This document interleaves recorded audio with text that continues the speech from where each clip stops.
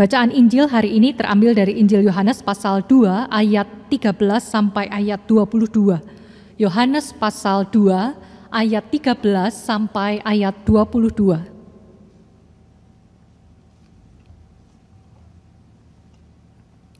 Ketika hari raya Paskah orang Yahudi sudah dekat, Yesus berangkat ke Yerusalem. Dalam bait suci didapatinya pedagang-pedagang lembu, kambing domba, dan merpati, dan penukar-penukar uang duduk di situ. Ia membuat cambuk dari tali lalu mengusir mereka semua dari bait suci dengan semua kambing domba dan lembu mereka. Uang penukar-penukar dihamburkannya ke tanah dan meja-meja mereka dibalikannya. Kepada pedagang-pedagang merpati ia berkata, "Ambil semuanya ini dari sini. Jangan kamu membuat rumah Bapakku menjadi tempat berjualan." Maka teringatlah murid-muridnya bahwa ada tertulis, "Cinta untuk rumahmu menghanguskan aku." Orang-orang Yahudi menantang Yesus, katanya, "Tanda apakah dapat engkau tunjukkan kepada kami bahwa engkau berhak bertindak demikian?" Jawab Yesus kepada mereka, "Rombak bait Allah ini, dan dalam 3 hari aku akan mendirikannya kembali." Lalu kata orang Yahudi kepadanya, 46 tahun orang mendirikan bait Allah ini dan engkau dapat membangunnya dalam 3 hari? Tetapi yang dimaksudkannya dengan bait Allah ialah tubuhnya sendiri. Kemudian sesudah ia bangkit dari antara orang mati, barulah teringat oleh murid-muridnya bahwa hal itu telah dikatakannya, dan mereka pun percayalah akan kitab suci dan akan perkataan yang telah diucapkan Yesus. Demikianlah pembacaan Injil Yesus Kristus. Yang berbahagia ialah mereka yang mendengarkan firman Tuhan dan yang memeliharanya. Hosiana. Bapak Ibu Saudara, pernahkah menemukan fenomena ini di gereja kita? Ya, ini foto yang saya ambil dari internet, dari sebuah gereja, ya bukan punya kita gitu ya. Tapi pernah ya menemukan kegiatan usaha dana di depan gereja. Kita sering menemukan pada saat-saat tertentu, misalnya menjelang Natal atau menjelang hendak dilakukannya sebuah program oleh komisi tertentu begitu ya. Maka komisi ini akan buka lapak. Ya, sekarang nggak perlu buka lapak di depan gereja karena buka lapak sudah ada di HP masing-masing ya.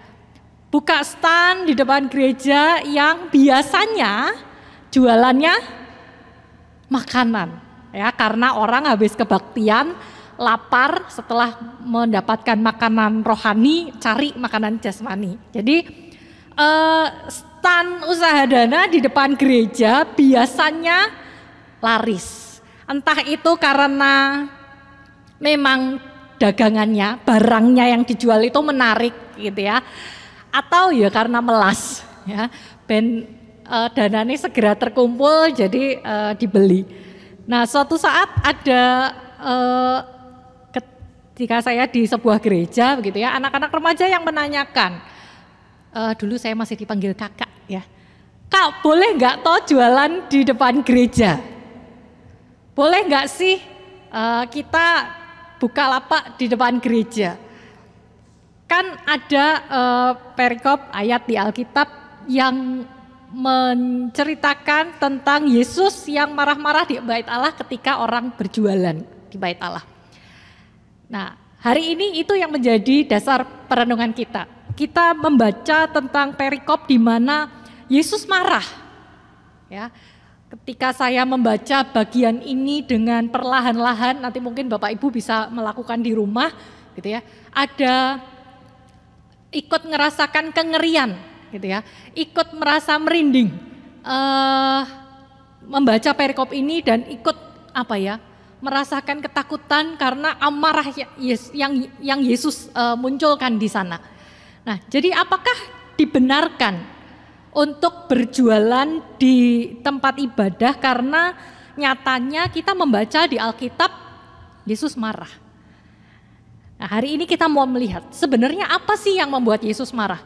Apa semata-mata praktik berjualan di bait Allah yang membuat Yesus marah? Atau ada lebih dari itu yang membuat Yesus marah? Setidaknya saya menemukan 3 hal. Apa sih yang sebenarnya membuat Yesus marah pada bacaan kita hari ini? Yang pertama, Yesus marah karena menurut tafsiran perdagangan yang dilakukan itu meluas sampai ke halaman bait Allah yang sebenarnya adalah kudus. Ya, memang ada sumber yang mengatakan jualannya itu kan bait Allah itu berlapis-lapis ya. Ada yang bagian depan untuk orang-orang kafir, makin ke dalam makin kudus. Nah, ada yang menjelaskan bahwa sebenarnya perdagangan ini, jualannya ini di bagian yang masih luar, yaitu tempatnya orang-orang kafir. Ya. Tapi meskipun itu tempatnya orang kafir, kan itu tetap mengganggu. Mengganggu bagi orang yang mau datang beribadah, tetapi mereka harus tempatnya rebutan dengan mereka yang berdagang. Enggak hanya itu yang membuat Yesus marah, tetapi ada praktik penipuan dalam berdagang, yaitu nilai tukar dan harga yang enggak wajar. Jadi bacaan kita mengambil momen peristiwanya itu menjelang ketika hari raya Paskah. Dikatakan ayat yang ke-13 itu ya, ketika hari raya Paskah orang Yahudi sudah dekat. Jadi situasinya adalah menjelang perayaan Paskah, di mana orang-orang Yahudi merayakan peristiwa keluarnya bangsa Israel dari Mesir. Itu sebuah perayaan yang besar. Dan sebagai sebuah perayaan yang besar, orang Yahudi dari berbagai tempat datang ke bait Allah. Jadi bisa dibayangkan orang-orang dengan daerah asalnya masing-masing, mereka punya mata uangnya sendiri-sendiri. Nah, ketika mereka akan mempersembahkan di bait Allah, mereka itu nggak bisa pakai mata uangnya sendiri-sendiri. Harus mata uang yang diterima di bait Allah. Nah, karena pasti nggak punya, ya, tidak selalu orang siap ya dengan mata uang yang diterima di bait Allah, maka ya adalah orang-orang yang melihat peluang, ya.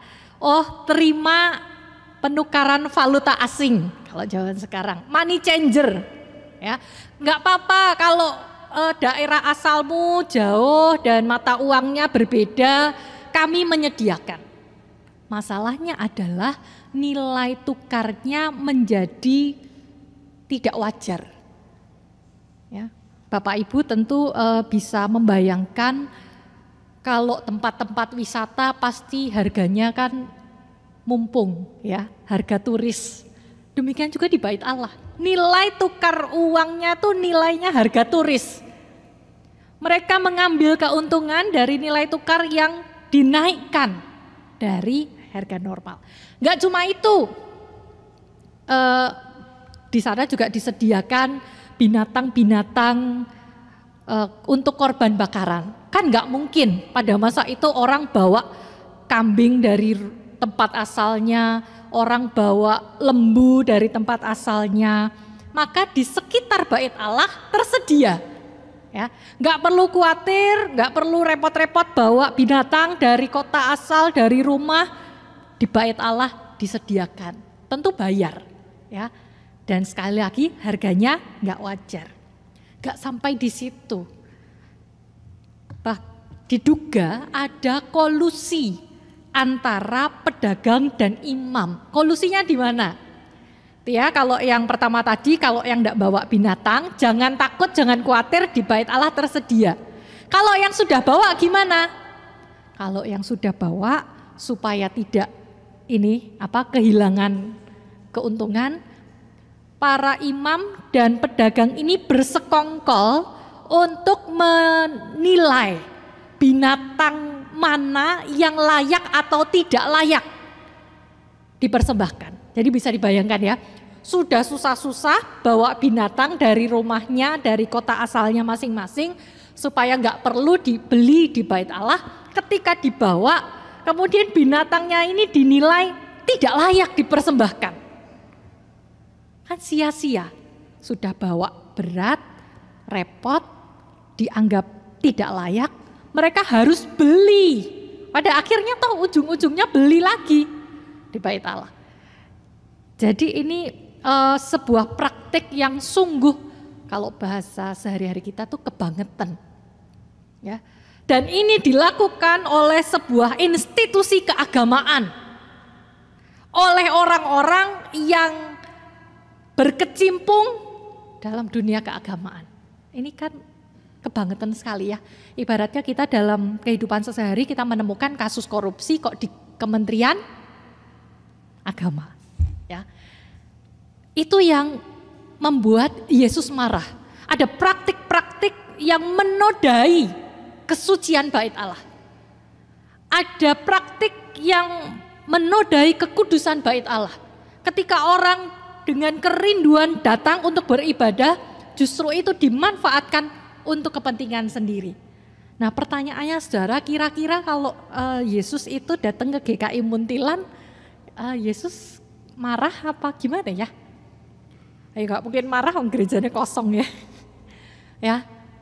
Apa yang kira-kira akan Yesus lakukan ketika melihat atau menemukan institusi gereja kita?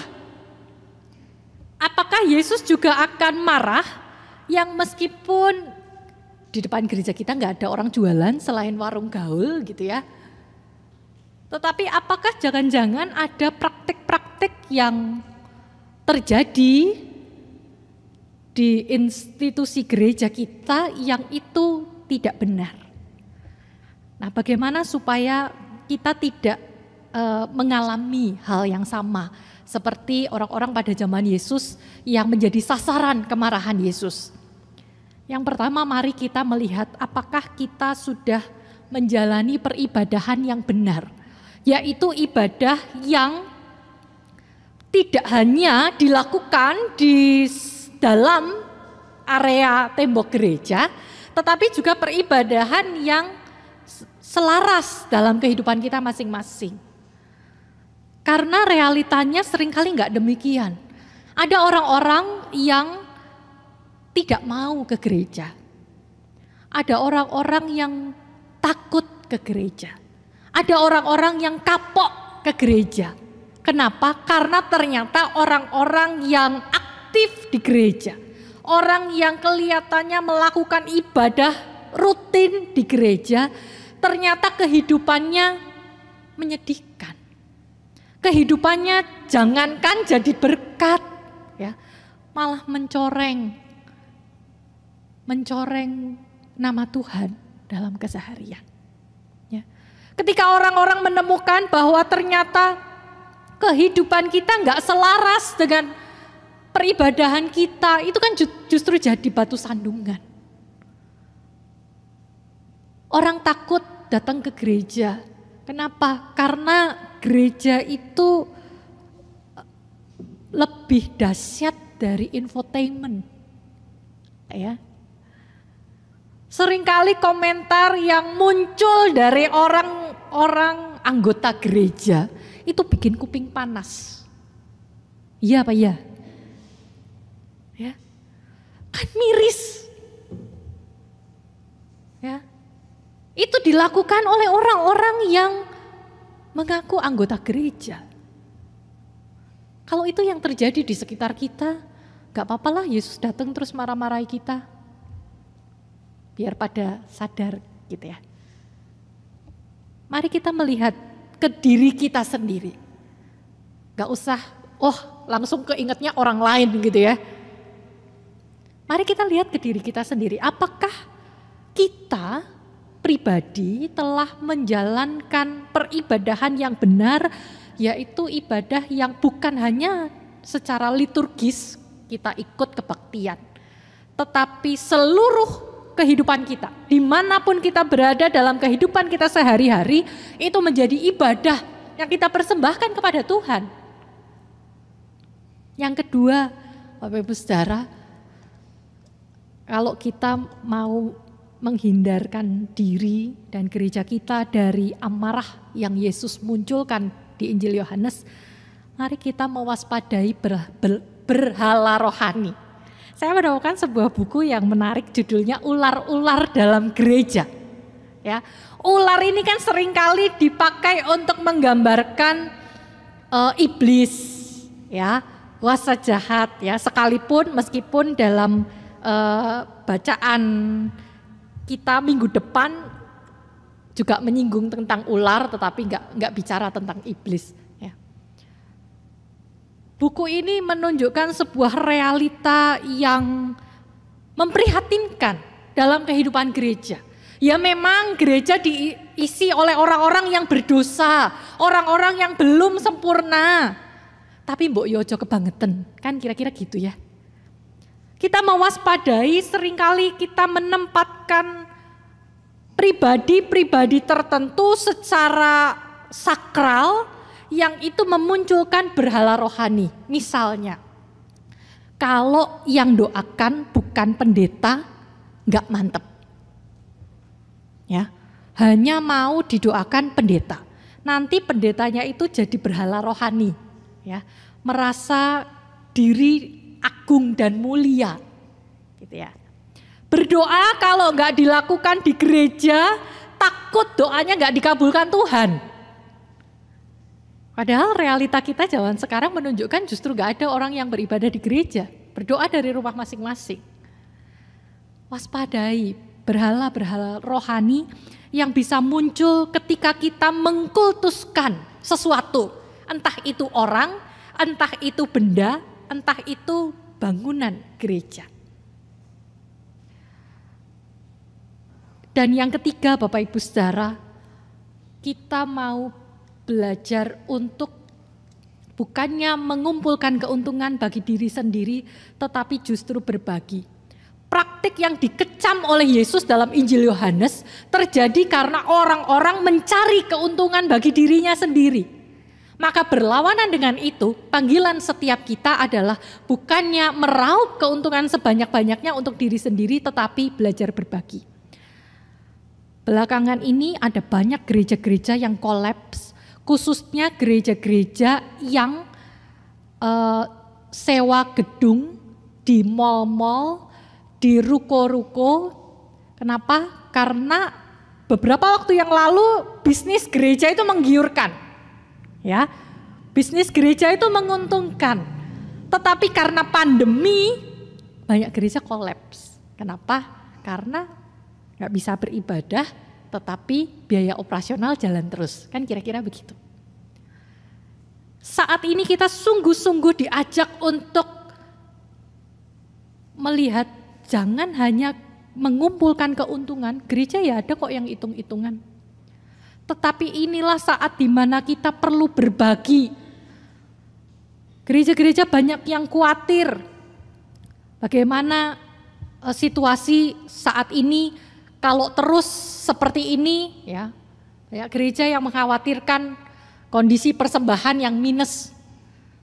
Justru inilah saat di mana kita melihat mana gereja yang sejati, mana gereja yang hanya memikirkan keuntungan, ya. Justru sekarang adalah saat di mana gereja bergerak. Ada banyak saudara-saudara kita, anggota keluarga tubuh Kristus yang kolaps ya karena persoalan ekonomi. Apakah gereja akan tega menuntut persembahkan untuk Tuhan? Bukankah ini saat di mana gereja bertindak, berbagi kepada mereka yang membutuhkan? Ini yang sekiranya bisa kita pelajari dari bacaan Injil hari ini. Mari kita membenahi diri kita, sehingga ketika Yesus datang ke gereja kita, bukan secara bangunan fisiknya, gitu ya, secara persekutuan umat Tuhan, tubuh Kristus ini, ya, Tuhan disenangkan karena kita secara sungguh-sungguh melakukan apa yang menjadi kehendak dan firman-Nya. Tuhan memberkati dan menolong kita supaya cinta kita kepada Tuhan dan rumah Tuhan mewujud nyata di dalam kehidupan kita sehari-hari. Amin.